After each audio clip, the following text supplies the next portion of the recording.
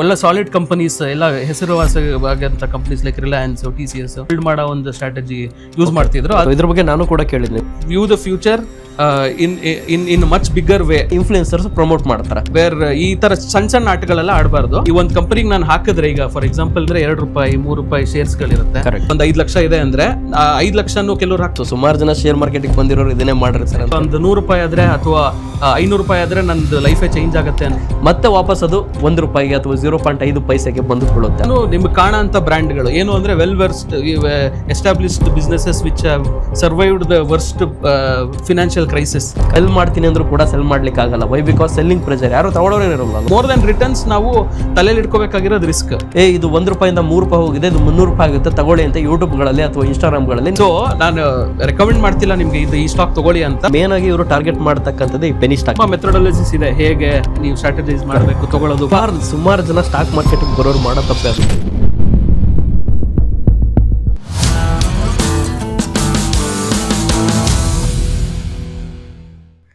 ಸ್ನೇಹಿತರ ನಮಸ್ಕಾರ. ಸೊ ನಮ್ಮ ಜೊತೆ ಇವತ್ತು ಸೂರಜ್ ಅವರು ಇದ್ದಾರೆ. ಸೊ ಇವರು ಮೂಲತಃ ಬೆಂಗಳೂರವರು. ಇವರು ಷೇರು ಮಾರುಕಟ್ಟೆಯಲ್ಲಿ ಆಪ್ಷನ್ ಸೆಲ್ಲಿಂಗ್ ಅನ್ನ ಮಾಡ್ತಾರೆ. ಸೊ ನೀವೇನಾದ್ರು ಟ್ರೇಡಿಂಗ್ ಮಾಡ್ತಾ ಇದೀರಾ ಅಂತಂದ್ರೆ ನಿಮ್ಗೆ ಇದ್ರ ಬಗ್ಗೆ ಗೊತ್ತಿರುತ್ತೆ. ಸೊ ನೀವೇನಾದರೂ ಎಫ್ಎಂಡೋದಲ್ಲಿ ಫ್ಯೂಚರ್ ಅಂಡ್ ಆಪ್ಷನ್ ಅಲ್ಲಿ ಆಪ್ಷನ್ ಸೆಲ್ಲಿಂಗ್ ಅಥವಾ ಬೈಯಿಂಗ್ ಮಾಡ್ತಾ ಇದ್ರೆ ದಯವಿಟ್ಟು ಈ ವಿಡಿಯೋನ ಪೂರ್ತಿಯಾಗಿ ನೋಡಿ. ತುಂಬಾ ಒಂದು ಮಾಹಿತಿ ನಿಮಗೆ ಸಿಗುತ್ತೆ ಅಂತ ಹೇಳ್ಬಹುದು. ಸೊ ಸೂರಜ್ ಸರ್ ನಮಸ್ತೆ. ಸೊ ಯಾವ ರೀತಿ ನಿಮ್ಮ ಜರ್ನಿ ಸ್ಟಾರ್ಟ್ ಆಯ್ತು ಶೇರ್ ಮಾರ್ಕೆಟ್ ನಲ್ಲಿ? ಯಾವ ರೀತಿ ಇಂಟ್ರೆಸ್ಟ್ ಹುಡ್ತು ಫಸ್ಟ್ ಆಫ್ ಆಲ್? ಓಕೆ, ಯಾವಾಗ ನೀವು ಶುರು ಮಾಡಿದ್ರಿ?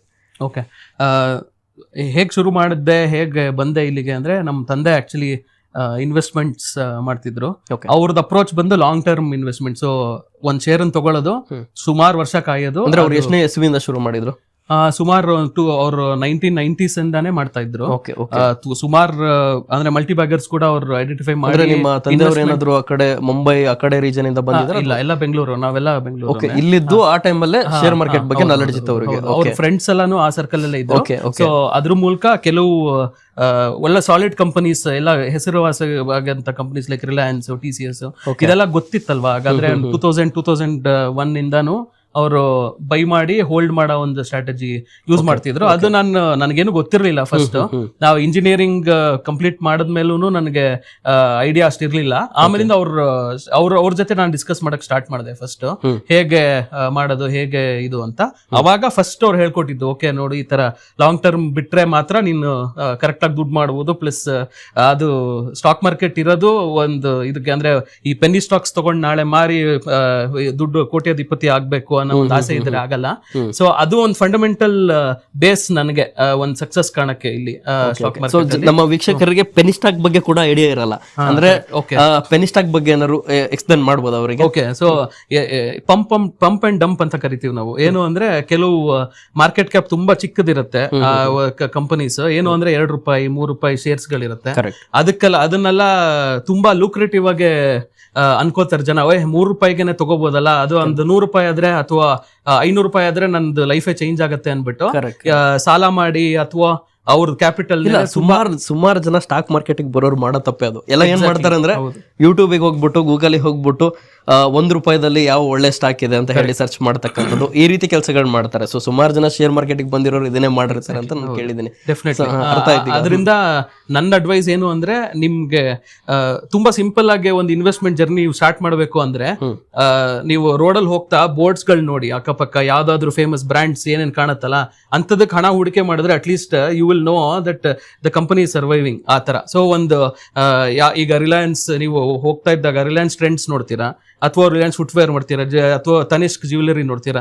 ಇದೆಲ್ಲಾನು ನಿಮ್ಗೆ ಕಾಣಂತ ಬ್ರ್ಯಾಂಡ್ಗಳು. ಏನು ಅಂದ್ರೆ well versed established businesses which have survived the worst financial crisis ಹಿಂದೆ ನೋಡ್ಕೊಂಬಂದ್ರೆ, ಈ ತರ ಕಂಪನೀಸ್ಗೆ ನೀವು ಅಲ್ಪ ಸ್ವಲ್ಪ ಇನ್ವೆಸ್ಟ್ ಮಾಡ್ಕೊಂಡು ಒಂದು ಸ್ಟ್ರಾಟಜಿ ಬಿಲ್ಡ್ ಮಾಡಿ ಸ್ಲೋ ಆಗಿ ಅದು ಟೈಮ್ ಕೊಟ್ರೆ ಅದು ನಿಮ್ಗೆ ರಿಟರ್ನ್ಸ್ ಚೆನ್ನಾಗಿ ಕೊಡುತ್ತೆ. ಮೋರ್ ದನ್ ರಿಟರ್ನ್ಸ್ ನಾವು ತಲೆಯಲ್ಲಿ ಇಟ್ಕೋಬೇಕಾಗಿರೋದು ರಿಸ್ಕ್. ಸೊ ಈ ಒಂದು ಕಂಪನಿಗೆ ನಾನು ಹಾಕಿದ್ರೆ, ಈಗ ಫಾರ್ ಎಕ್ಸಾಂಪಲ್ ರಿಲಯನ್ಸ್ ಅಥವಾ TCS ಒಂದು ಕಂಪನಿಗೆ ನಾನು ಇನ್ವೆಸ್ಟ್ ಮಾಡಿದ್ರೆ ನನಗೆ ರಿಸ್ಕ್ ಎಷ್ಟಿರುತ್ತೆ ಅಂದ್ರೆ ಅದು 0 ಅಂತೂ ಆಗಲ್ಲ. ಯಾಕಂದ್ರೆ ಸುಮಾರು ವರ್ಷದಿಂದ ಡೌನ್ಫಾಲ್ ನೋಡಿದೆ ಅದೆಲ್ಲ ತರನು and it has survived.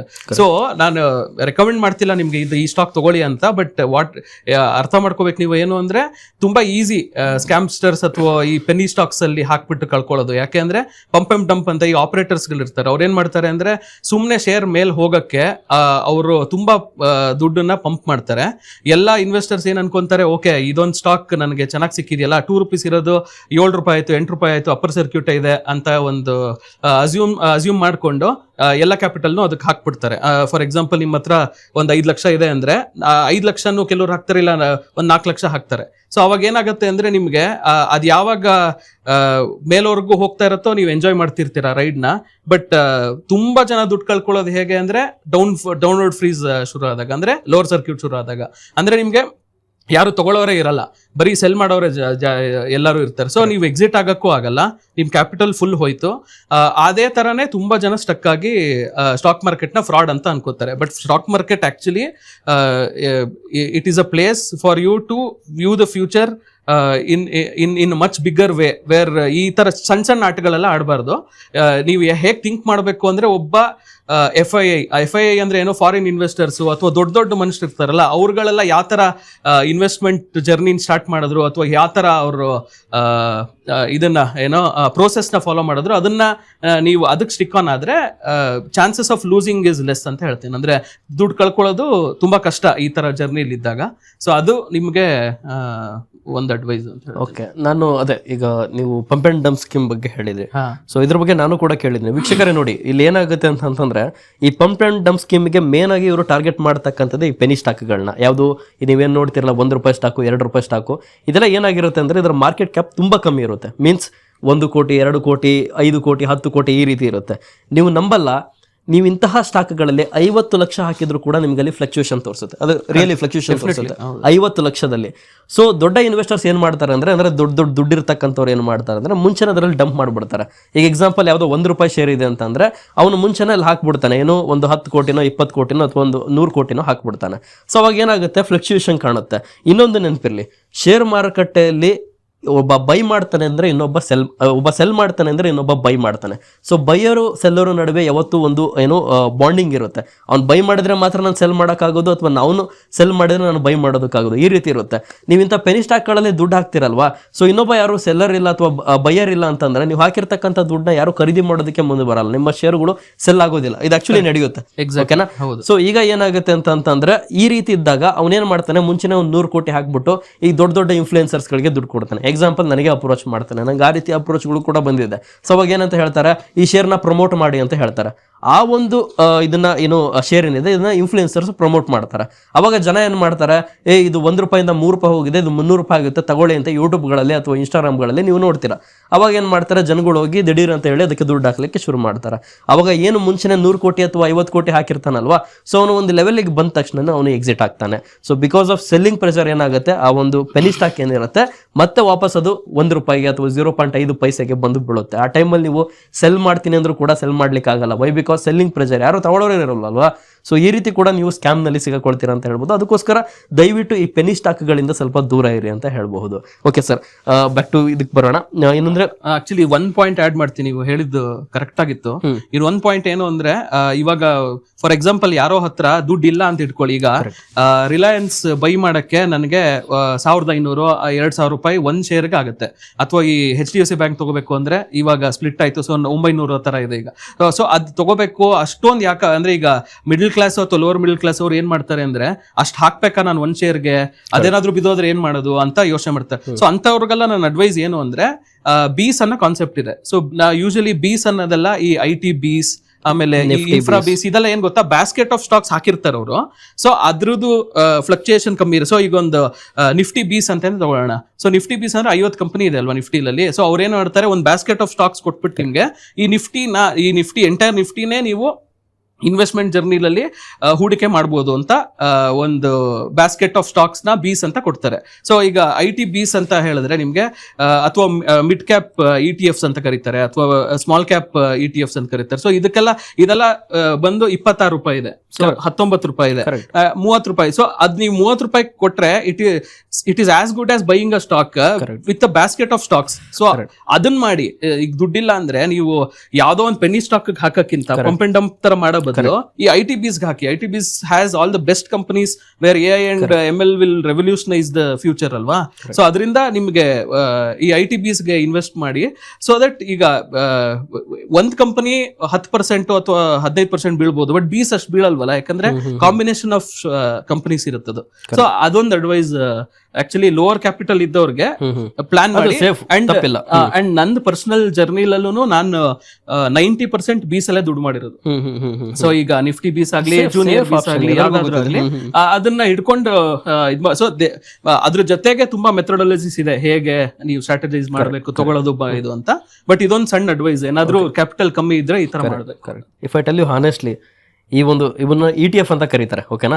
So ಇದೆಲ್ಲ ಏನಾಗುತ್ತೆ ಅಂತಂದ್ರೆ, ಈಗ ನಿಫ್ಟಿ 50 ಭಾರತದ ಟಾಪ್ 50 ಕಂಪನಿಗಳು, ನೀವು 250 ರೂಪಾಯಿ ಅವ್ರಿಗೆ ಕೊಟ್ರೆ ಭಾರತದ ಟಾಪ್ 50 ಕಂಪನಿಗಳಲ್ಲಿ ನಿಮ್ಮ ಹಣವನ್ನ ಸೇಫ್ ಆಗಿ ಹೂಡಿಕೆನ ಮಾಡ್ತಾರೆ. ಆ 50 ಕಂಪನಿಗಳ ಪರ್ಫಾರ್ಮೆನ್ಸ್ ಮೇಲೆ ನಿಮ್ಮ ಒಂದು ಪೋರ್ಟ್ಫೋಲಿಯೋದಲ್ಲಿ ಏನ್ ತಗೊಂಡಿರ್ತಿರಲ್ಲ ಶೇರು, ಅದರ ಒಂದು ಪರ್ಫಾರ್ಮೆನ್ಸ್ ಮೇಲೆ ಕೆಳಗಡೆ ಹೋಗ್ತಾ ಇರುತ್ತೆ ಅಂತ ಹೇಳಿ, ಅಂದ್ರೆ ನೀವು ತುಂಬಾ ಸೇಫರ್ ಸೈಡ್ ಅಲ್ಲಿ ಇರ್ತೀರಾ. ಸೊ ಮ್ಯೂಚುವಲ್ ಫಂಡ್ ಕಂಪೇರ್ ಮಾಡ್ಕೊಂಡ್ರೆ ನಾನು ಇದನ್ನೇ ಬೆಟರ್ ಅಂತ ಹೇಳ್ತೀನಿ. ETF ನಿಮ್ಮ ಒಂದು ಅಡ್ವೈಸ್ ಏನು? ಡೆಫಿನೆಟ್ಲಿ. ಸೊ ಮ್ಯೂಚುವಲ್ ಫಂಡ್ಸ್ ಅಲ್ಲಿ 2 ತರ ಇದೆ, ಒಂದು ಪ್ಯಾಸಿವ್ ಫಂಡ್ಸ್, ಒಂದು ಆಕ್ಟಿವ್ ಫಂಡ್ಸ್ ಅಂತ. ಯೂಶಲಿ ಅಡ್ವೈಸರ್ಸ್, ಡಿಸ್ಟ್ರಿಬ್ಯೂಟರ್ಸ್ ಎಲ್ಲ ಯೂಶಲಿ ಏನಾಗುತ್ತೆ ಅಂದ್ರೆ ರಾಂಗ್ ಪ್ರಾಡಕ್ಟ್ಸ್ ಅನ್ನು ಸೆಲ್ ಮಾಡಕ್ ಟ್ರೈ ಮಾಡ್ತಾರೆ. ಯಾಕೆ ಅಂದ್ರೆ ಕಮಿಷನ್ ಬರುತ್ತೆ ಅವ್ರಿಗೆ ಅಂತ.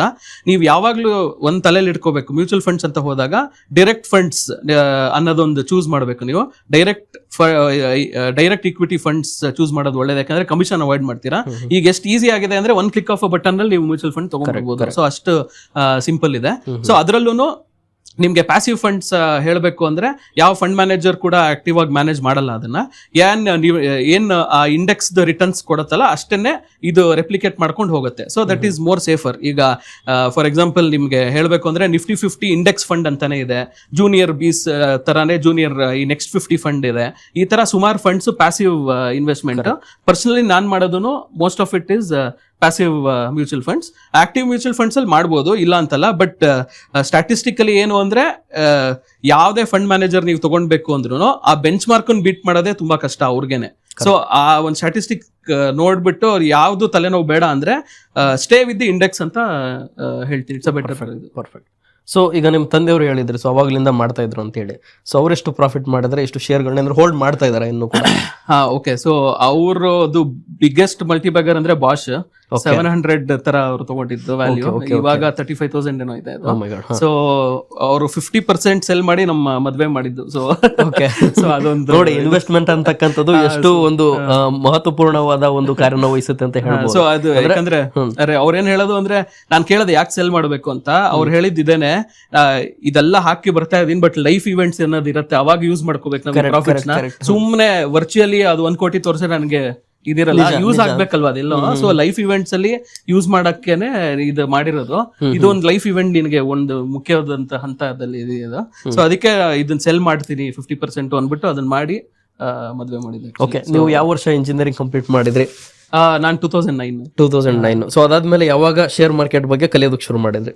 ನಾನು ಆಕ್ಚುಲಿ ಇದು ಮಾಡಿ, ನಾನು ಮಾಸ್ಟರ್ಸ್ ಇನ್ ಕಂಪ್ಯೂಟರ್ ಸೈನ್ಸ್ ಮಾಡಿರೋದು. ಆಕ್ಚುಲಿ ಅದು ಮುಗಿಸಿದ ಮೇಲೆ ನಾನು ಸುಮಾರು ಕಂಪನೀಸ್ ಅಲ್ಲಿ ವರ್ಕ್ ಮಾಡಿದ್ದೀನಿ. ಬಟ್ ಅಂದ್ರೆ ಕಾಗ್ನಿಸೆಂಟ್ ಅನ್ನೋ ಒಂದು ಕಂಪನಿಯಲ್ಲಿ ನಾನು ಇದ್ದಾಗ ನಮ್ ಗ್ರೂಪ್ ಆಫ್ ಫ್ರೆಂಡ್ಸ್ ಒಂದು 3-4 ಜನ ತುಂಬಾ ಡಿಸ್ಕಸ್ ಮಾಡ್ತಿದ್ವಿ ಸ್ಟಾಕ್ ಮಾರ್ಕೆಟ್ ಬಗ್ಗೆ. That is where I started my journey towards investment or this F&O. ಯಾವಾಗ ಅಂತ ಹೇಳ್ಬೋದು? ಅರೌಂಡ್ 2016 ಟೈಮಲ್ಲಿ ಡಿಸ್ಕಸ್ ಮಾಡಿ ಏನ್ ಮಾಡ್ಬೇಕು ಅನ್ನೋದೊಂದು. ಅಂದ್ರೆ ಈಗ ನನಗೇನು ಗೊತ್ತಿರ್ಲಿಲ್ಲ ಅಲ್ಲ. ಸೊ ಬರೀ ಇನ್ವೆಸ್ಟ್ಮೆಂಟ್ ಮಾಡೋದು ಗೊತ್ತಿತ್ತು ನಮ್ ತಂದೆಯಿಂದ. ಸೊ ಒಂದ್ ಹಾಕೋದು ಬಿಡೋದು ಅನ್ನೋದು ಗೊತ್ತಿತ್ತು. ಬಟ್ ಅದೇನ ಗೊತ್ತಾ, ಈಗ ಯಾವಾಗವರೆಗೂ ಖುಷಿ ಸಿಗತ್ತೆ ನಿಮ್ಗೆ ಅದರಲ್ಲಿ ಅಂದ್ರೆ ಮಾರ್ಕೆಟ್ ಮೇಲೆ ಹೋಗೋವರೆಗೂ ಖುಷಿ ಸಿಗತ್ತೆ.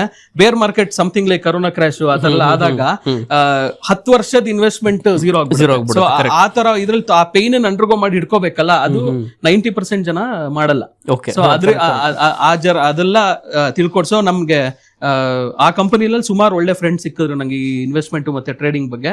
ಫಸ್ಟ್ ಸ್ಟಾರ್ಟ್ ಮಾಡಿದ್ ನಾನು ಆಕ್ಚುಲಿ ಈ ಆಪ್ಷನ್ ಬೈಯಿಂಗ್ ಇಂದ, ಆಬ್ವಿಯಸ್ಲಿ ಎಲ್ಲರೂ ಮಾಡ್ತಾರಲ್ಲ ಅದೇ ತರಾನೇ. ಸೊ ಎಫ್&ಓ ನೀವು ಇಂಟ್ರಾಡೇ ಹೋಗಿಲ್ಲ, ಡೈರೆಕ್ಟ್ ಆಗಿ ಎಫ್&ಓ ಡೈರೆಕ್ಟ್ ಅದರಲ್ಲೂ ಆಪ್ಷನ್ ಬೈಗೆ ಹೋಗಿ ಆಪ್ಷನ್ ಬೈಯಿಂಗ್ ಸ್ಟಾರ್ಟ್ ಮಾಡಿದ್ದೆ ಆಕ್ಚುಲಿ. ಅಂದ್ರೆ ಏನಕ್ಕೆ ಸ್ಟಾರ್ಟ್ ಮಾಡಿದೆ ಅಂತಾನು ಹೇಳ್ತೀನಿ. ಈಗ ಎಲ್ಲರೂ ಏನ್ ಅರ್ಥ ಮಾಡ್ಕೋಬೇಕು ಗೊತ್ತಾ, ಇನ್ವೆಸ್ಟ್ಮೆಂಟ್ ಏನ್ ಮಾಡ್ತೀವಿ, ಏನಕ್ಕೆ ಎಫ್&ಓ ಇದೆ ಅಂತ. ಸೊ ಫಸ್ಟ್ ಆಫ್ ಆಲ್ ಎಫ್&ಓ ಏನಕ್ಕೆ ಇದೆ ಅಂದ್ರೆ ನಿಮ್ಗೆ it should be used as a hedging tool ಅಂತಾರೆ. ಹೆಡ್ಜಿಂಗ್ ಟೂಲ್ ಅಂದ್ರೆ ನಿಮ್ದೊಂದು ಅಸೆಟ್ ಇದೆ. ಈಗ ಯಾವಾಗ್ಲೂ ಈ ಇಕ್ವಿಟಿ ಅನ್ನೋದು ಅಸೆಟ್, ಅದು derivative. ಎಫ್&ಓ is a derivative, so it can never be an asset class. ಎಫ್&ಓ ನಿಮ್ಗೆ ಅಸೆಟ್ ಆಗಕ್ ಚಾನ್ಸೇ ಇಲ್ಲ. It's a derivative. ಡಿರೈವೇಟಿವ್ ಅಂದ್ರೆ ಏನು, ಒಂದ್ ಮೇನ್ ಅಂಶದಿಂದ ಒಂದ್ ತೆಗೆದಿರೋದು, ಅದು ಎಫ್&ಓ. ಅದು ಹೆಡ್ಜಿಂಗ್ ಗೆ ನೀವು ಯೂಸ್ ಮಾಡ್ಬೇಕಾಗಿರೋದು ಸೊ ಅದೇ ತರಾನೇ ಈ ಮ್ಯೂಚುವಲ್ ಫಂಡ್ಸ್, DIA, FIA ಎಲ್ಲ ಯೂಸ್ ಮಾಡೋದು ಈ ಒಂದು ಇನ್ಸ್ಟ್ರೂಮೆಂಟ್ ನ. ಬಟ್ ಅನ್ಫಾರ್ಚುನೇಟ್ಲಿ ಜನ ಹೇಗೆ ಯೂಸ್ ಮಾಡ್ತಾರೆ ಎಫ್&ಓ ಅಂದ್ರೆ ಗ್ಯಾಂಬ್ಲಿಂಗ್ ಆಗಿ ಯೂಸ್ ಮಾಡ್ತಾರೆ. ₹2 ಆಪ್ಷನ್ ₹10 ಆಗತ್ತೆ ಅಂತ ತಗೊಳ್ಳೋದು, ಈ ಎಕ್ಸ್ಪೈರಿ ಟ್ರೇಡಿಂಗ್ ಮಾಡೋದು, ಈ ತರ ತುಂಬಾ ಜನ ದುಡ್ಡು ಕಳ್ಕೊತಾರೆ. ಕರೆಕ್ಟ್. ವೀಕ್ಷಕರೇ ನೋಡಿ, ನಿಮ್ಗೆ ಎಫ್&ಓ ಸರ್ ಹೇಳಿದ್ರು, ಸೊ ಇದನ್ನ ಹೆಡ್ಜಿಂಗ್ ಪರ್ಪಸ್ ತಂದಿದ್ದಾರೆ ಅಂತ ಹೇಳಿ. ಇದು ನಿಮ್ಗೆ ಇನ್ನು ಸಿಂಪಲ್ ಆಗಿ ಅರ್ಥ ಆಗೋ ವಿಷಯದಲ್ಲಿ ನಾನೀಗ ಹೇಳ್ಕೊಡ್ತೀನಿ. ಸೊ ಎಕ್ಸಾಂಪಲ್ ನೋಡಿ, ಒಂದು ಎಕ್ಸಾಂಪಲ್ ಕೊಡ್ತೀನಿ. ಒಂದು ರಿಲಯನ್ಸ್ ಶೇರ್ ಇದೆ ಅನ್ಕೊಳ್ಳಿ, ಅದರ ಒಂದು ಬೆಲೆ ಎಷ್ಟಿದೆ, ₹2,800 ಇದೆ ಅನ್ಕೊಳ್ಳಿ. ಸೊ ಇವತ್ತು ನಾನು ಏನು ಮಾಡ್ತೀನಿ, ಒಂದು ₹7 ಲಕ್ಷ ನಾನು ಅದರಲ್ಲಿ ಇನ್ವೆಸ್ಟ್ಮೆಂಟ್ನ ಮಾಡ್ತೀನಿ. ₹2,800 ಹಂಗೆ ನಾನೇನು ಮಾಡ್ತೀನಿ, ₹7 ಲಕ್ಷ ಇನ್ವೆಸ್ಟ್ಮೆಂಟ್ನ ಮಾಡ್ತೀನಿ. ಸೊ ಓವರ್ ಆಲ್ ಆಗಿ ನನ್ನ ಹತ್ರ 250 ಶೇರ್ಸ್ ಇದೆ ಅಂತ ಅನ್ಕೊಳ್ಳಿ ರಿಲಯನ್ಸ್ದು. ಸೊ ನಾಳೆ ಏನಾಗುತ್ತೆ, ಏನೋ ಒಂದು ಕ್ರಾಶ್ ಆಗ್ಬಿಡುತ್ತೆ. ಅಂದ್ರೆ ನ್ಯೂಸ್ ನನಗೆ ಇವತ್ತೇ ಬಂದಿದೆ, ನಾಳೆ ಏನೋ ಭೂಕಂಪ, ಎಲ್ಲೋ ವಾರ ಇತ್ತು ಅಥವಾ ಏನೋ ಒಂದು ಕ್ರೈಸಿಸ್ ಬಂತು, ಇನ್ನು ನಾಳೆ ಏನೋ ಕ್ರಾಶ್ ಆಗ್ಬೋದು ಅಂತ ನನಗೆ ಕಿವಿಗೆ ಬೀಳ್ತಾ ಇದೆ. ಅವಾಗ ನಾನು ಏನು ಮಾಡ್ಬೋದು, ಸೊ ನನಗೆ ಇರ್ತಕ್ಕಂಥ ಒಂದು ಆಪ್ಷನ್ ಏನು ಅಂದರೆ ಈ ಫ್ಯೂಚರ್ ಆ್ಯಂಡ್ ಆಪ್ಷನ್. ನಾನೇನು ಮಾಡ್ಬೋದು, ಹೆಡ್ಜ್ ಮಾಡ್ಬೋದು ನನ್ನ ಫಂಡ್ನ. ಸೊ ನಾಳೆ ಏನಾದರೂ ಬಿದ್ದರೆ ನನಗೆ ಅಲ್ಲಿ ಲಾಸ್ ಆಗಬಾರ್ದು, ಅದಕ್ಕೇನಾದ್ರು ಬೇರೆ ದಾರಿ ಇದೆಯಾ, ಅವಾಗಲೇ ಈ ಫ್ಯೂಚರ್ ಆ್ಯಂಡ್ ಆಪ್ಷನ್ಗೆ ನಾನು ಹೋಗ್ತೀನಿ. ಅವಾಗ ಏನು ಮಾಡ್ತೀನಿ, ಒಂದು ₹2,000 ಕೊಟ್ಟು ಪ್ರೀಮಿಯಮ್ನ ಕೊಟ್ಬಿಟ್ಟು ನಾನು ಏನು ಮಾಡ್ತೀನಿ, ಈ ಫ್ಯೂಚರ್ ಆ್ಯಂಡ್ ಆಪ್ಷನನ್ನು ಬೈ ಮಾಡ್ತೀನಿ. ಅಂದರೆ ಏನು ಅಂತಂದರೆ ಇದೊಂದು ರೀತಿ ಇನ್ಶೂರೆನ್ಸ್ ಥರ ವರ್ಕ್ ಆಗುತ್ತೆ. ಎಕ್ಸಾಂಪಲ್, ನಾನು ಒಂದು ₹2 ಲಕ್ಷ ಕೊಟ್ಟು ಒಂದು ಬೈಕನ್ನು ತೊಗೊಳ್ತೀನಿ ಅಂತಂದರೆ, ಸೊ ನಾನು ಒಂದು ಇನ್ನು ₹2,000 ಒಂದು ಇನ್ಶೂರೆನ್ಸ್ ಮಾಡಿರ್ತೀನಿ. ಇನ್ ಕೇಸ್ ನಾಳೆ ಯಾರೋ ಕತ್ಕೊಂಡು ಹೋದ ಅಥವಾ ಆಕ್ಸಿಡೆಂಟ್ ಆಯಿತು ಅಂತಂದರೆ ನನ್ನ ಹಣ ಏನಿದೆ ಅದು ಅಲ್ಲಿ ಮ್ಯಾಚ್ ಆಗಲಿ ಅನ್ನೋ ಒಂದು ಉದ್ದೇಶಕ್ಕೆ ನಾನು ಏನು ಮಾಡ್ತೀನಿ, ಇನ್ಶೂರೆನ್ಸ್ನ ಬೈ ಮಾಡ್ತೀನಿ. ಸೇಮ್ ವೇ ನೀವೇನು ಈ ಒಂದು ಕ್ಯಾಶ್ ಮಾರ್ಕೆಟ್ನಲ್ಲಿ ಸೇವಿಂಗ್ಸ್ನ ಮಾಡಿರ್ತೀರಲ್ವಾ, ಸೊ ಅದು ಅಲ್ಲಿ ನಷ್ಟ ಆಗಬಾರ್ದು ಅಂತ ಹೇಳಿ ನೀವೇನು ಮಾಡ್ಬೋದು, ಇಲ್ಲಿ ಹೆಡ್ಜ್ ಮಾಡ್ಬೋದು. ಬಟ್ ಜನ ಅದನ್ನು ಕರೆಕ್ಟಾಗಿ ಯೂಸ್ ಮಾಡ್ತಾರಾ? ಅಲ್ಲಿ ಅವ್ರದ್ದು ಏನು ಕ್ಯಾಶ್ ಮಾರ್ಕೆಟ್ನಲ್ಲಿ ಒಂದೇನು ಅವ್ರು ಇಟ್ಟಿಲ್ಲ ಅಂದ್ರೂ ಕೂಡ ಅವ್ರು ಏನು ಮಾಡ್ತಾರೆ, ಸುಮ್ಮನೆ ಬಂದ್ಬಿಟ್ಟು ಹೆಡ್ಜಿಂಗ್ ಮಾಡ್ಲಿಕ್ಕೆ ಬರ್ತಾರೆ. ಸೊ ಇದನ್ನೇ ಜನ ಎಫ್&ಓನ ಮಿಸ್ಯೂಸ್ ಮಾಡ್ಕೊಳ್ಳೋದಕ್ಕೆ ಶುರು ಮಾಡಿದ್ರು. ಈಗಲೂ ಕೂಡ ಹೇಳ್ತಾ ಇದ್ದೀನಿ, ಎಫ್&ಓನ ಇಂಟ್ರೊಡ್ಯೂಸ್ ಮಾಡಿರ್ತಕ್ಕಂಥದ್ದೇ ಹೆಡ್ಜಿಂಗ್ ಪರ್ಪಸ್ಗೆ. ಜನಕ್ಕೆ ಇದ್ರ ಬಗ್ಗೆ ಕರೆಕ್ಟ್ ಆಗಿ ನಾಲೆಡ್ಜ್ ಇಲ್ಲ. ಇದು ಯಾವ ರೀತಿ ಅಂದ್ರೆ ಇನ್ಶೂರೆನ್ಸ್ ತರ, ಓಕೆನಾ? ಸೊ ಈ ಒಂದು ತಪ್ಪನ್ನ ಜನ ಮಾಡ್ತಿದ್ದಾರೆ ಅಂತ ಹೇಳಿ ನನಗೂ ಅನ್ಸುತ್ತೆ. ಡೆಫಿನೆಟ್ಲಿ. ಓಕೆ, ಸೊ ಈಗ ಮತ್ತೆ ಬ್ಯಾಕ್ ಬರೋಣ. ಸೊ 2016 ಶುರು ಮಾಡ್ತೀರಾ. ಸೊ ಸ್ಟಾರ್ಟಿಂಗ್ಗೆ ಫ್ಯೂಚರ್ ಅಂಡ್ ಆಪ್ಷನ್ಗೆ ಹೋಗ್ತೀರಾ, ಬೈಯಿಂಗ್ ಮಾಡ್ಲಿಕ್ಕೆ ಕೂಡ ಶುರು ಮಾಡ್ತೀರಾ. ಸೊ ಸ್ಟಾರ್ಟಿಂಗ್ ನಲ್ಲಿ ಲಾಸ್ ಆಯ್ತಾ ಅಥವಾ ಪ್ರಾಫಿಟ್ ಆಯ್ತಾ? ಸೊ ಇನ್ವೆಸ್ಟ್ಮೆಂಟ್ ನಾನೇನೇನು ಮಾಡಿದ್ದೀನಲ್ಲ ಎಲ್ಲ ಅವಾಗ ಬೀಸ್ ಅಂತಾನು ಗೊತ್ತಿರಲಿಲ್ಲ ನಂಗೆ ಆ ಥರ ಇನ್ವೆಸ್ಟ್ ಮಾಡೋದು ಅಂತ. ಸುಮ್ಮನೆ ಕೆಲವು ಶೇರ್ಸ್ಗಳು ತಗೊಂಡು ಇಟ್ಕೊಂಡಿದ್ದೆ, ಅದೆಲ್ಲ ಲಾಭ ಬಂದಿತ್ತು. ಆಬ್ವಿಯಸ್ಲಿ ಆಪ್ಷನ್ ಬೈಯಿಂಗ್ ನನಗೆ ಚಾರ್ಟ್ ಪ್ಯಾಟರ್ನ್ ನೋಡ್ತಿರ್ಲಿಲ್ಲ ಅಥವಾ ಅದ್ರದ್ದು ಅಂದ್ರೆ ಪ್ರೈಸ್ ಆಕ್ಷನ್ ಏನು ಗೊತ್ತಿರ್ಲಿಲ್ಲ. ಅಂದ್ರೆ ಈಗ ಆಪ್ಷನ್ ಗ್ರೀಕ್ಸ್ ಅಂತ ಕರೀತಾರೆ, ಅದೆಲ್ಲ ಏನು ತಿಳ್ಕೊಂಡಿರ್ಲಿಲ್ಲ ನಾನು. ಸುಮ್ನೆ ಒಂದು ಆಪ್ಷನ್ ಬೈ ಮಾಡಿ ದೇವ್ರನ್ನ ಕೇಳ್ಕೊತಿದ್ದೆ ಮೇಲ್ ಹೋಗ್ಲಿ ಅಂತ. ಇದೊಂದು ಫ್ರಾಂಕ್ ಆಗಿ ಇಷ್ಟೇ ಮಾಡ್ತಾ ಇದ್ದಿದ್ದು ನಾನು. ನೋಡಿದ್ರೆ ಅದು 99% ಕೆಳಗೆ ಬರೋದು. ಸೊ ಅದೇ ಲಾಸೇ ಆಗೋದು.